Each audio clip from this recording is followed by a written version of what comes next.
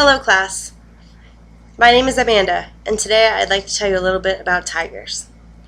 Do you keep up with the celebrity gossip of the day, the latest cars, the new iPhone trending?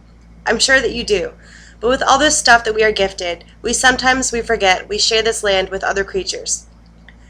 We forget that we need to take care of it, or else the animals that we know and love can go extinct, like the dodo bird. Now such animals like the South China tiger are close to disappearing from this earth forever. You will never see one in a Chinese jungle, only in a zoo. Never will a family of South China tigers make a den for her cubs. Never will she teach these cubs how to hunt or to play again. Their species are reduced to cages, for their own safety, from us. I have made a class quiz, and 80% of you say that you have a love of animals. Many more stated that if it were up to you, you would do something if you could. I believe I've learned enough about you to reach you as a speaker. According to our class survey, all students are under the age of 30, and all have been born and raised in the US of A. This demographic has been raised in an era where no one bats an eye if someone puts up a new mall over a patch of green. No one gives a second thought to where the wood comes from that we build our furniture, or the paper that we write on comes from. But I think it's important for this generation to learn that the human footprint may take away from our planet as we know it for good, along with all the creatures in it. After listening to my speech, I believe my audience will be well informed about the crisis facing the South China tiger, and be aware of what needs to be done to protect both this species and all other species of tiger as well. Today I will explain the general numbers of the animals in captivity and in the wild. I will explain how poaching and the use of pelts and parts for medicinal purposes have decimated populations of these animals, nearly pushing them to the brink of extinction. Deforestation and the plowing over of rainforests for their wood and other destruction of habitats has taken these creatures out. These cats need large areas for territorial and breeding purposes. I will describe what we can do as individuals and as consumers to make better choices to save these animals. In order for you to understand why the South China tiger has gone virtually extinct, you must understand what exactly that term means inside the scientific community. The South China tiger is not endangered or threatened. It is considered virtually extinct because there are no known left animals living in the wild. The South China tiger population was estimated at about 4,000 individuals in the 1950s. Hunting bans were placed in Asia to curb these populations upward, but despite these efforts, by 1996, the population was estimated to be just 30 to 80 individuals. The South China tiger is the smallest of all tiger subspecies and is the most critically endangered. Little is known about their exact numbers in the wild, but some would put the estimates at under 20. Others would say that estimate is high. The reality is that no South China tiger has been seen in the wild for 20 years. Yet in the 70s, there was over 4,000. What happened? They were considered pests by the Chinese government, and quickly they were hunted to the brink of extinction. Few people seem to be aware of exactly how precarious their future is. That may be because we regularly see them in zoos, circuses, even roadside attractions. But those animals are strictly for entertainment purposes and in no way help their wild relatives. After tens of thousands live in captivity worldwide, most of these tigers could never be released into the wild. Many are inbred, lack survival skills, and their familiarity with humans makes them dangerous. You can see a full breakdown of tiger populations at WWF.org, the World Wildlife Fund. I am saddened today that the South China tiger is considered by scientists as functionally extinct as well. It has not been sighted in the wild for more than 25 years and can only be seen alive in zoos. The captive situation for the South China tiger is not much better than their situation in the wild.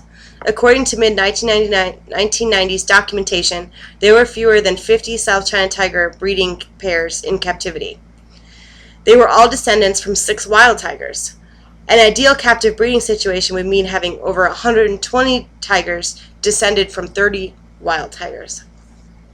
Williams, Dr. Martin, Last Call for the South China Tiger, describes all of this in his book.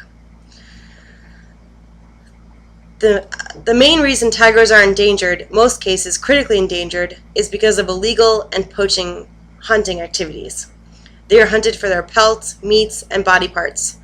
used in folk medicines, as well as habitat loss that results from logging and other forms of forest destruction.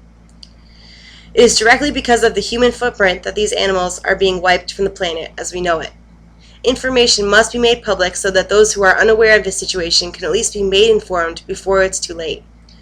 Poaching is one of the most immediate threats to wild tigers. Every part of the tiger, from whisker to tail, is sold on the black market. It is sold as traditional medicine, for folk remedies, and for status symbols. Poaching must be stopped, and we can make this issue recognized, for those involved must be punished, as well as those who purchase these items must be punished, so the supply and demand chain can be stopped. Tigers have had more conservation dollars spent on them than any other creature on this planet, yet the cats continue to disappear. Some of that money has vanished like smoke. Some large nonprofits advertise their plight on billboards and plead for them in TV campaigns, but the cash they raise is often funneled into general operating budgets, not in actual tiger conservation. Some organizations send out regular press releases proclaiming they are saving tigers, but their numbers continue to dwindle. What's happening? Others are truly making a difference. With adequate food, water, and a safe home large enough for a wide-ranging predator, tigers thrive. But threats are intensifying and tiger poaching is spiking. They are hunted for a lucrative international market in illegal wildlife products that is an estimated $19 billion a year industry. This trade is masterminded by the same international cartels that run guns, drugs, and human trafficking operations. They ship tigers almost exclusively out of South China. Perhaps 33,000 wild tigers survive today. That's frighteningly few. For context, there were 100,000 at the turn of the 20th century. Most of those, about 1,700, are India's Bengal tigers. The other 1,300 are divided among the other 5 subspecies: Indo-Chinese, Siberian, Malayan, South China, the tiger in question, and Sumatra. Think of those numbers. It's just amazing. We must protect their habitats. Protecting existing parklands, establishing new protected areas for tigers, and create corridors that connect parklands and allow tigers to roam and find adequate prey and mates for breeding.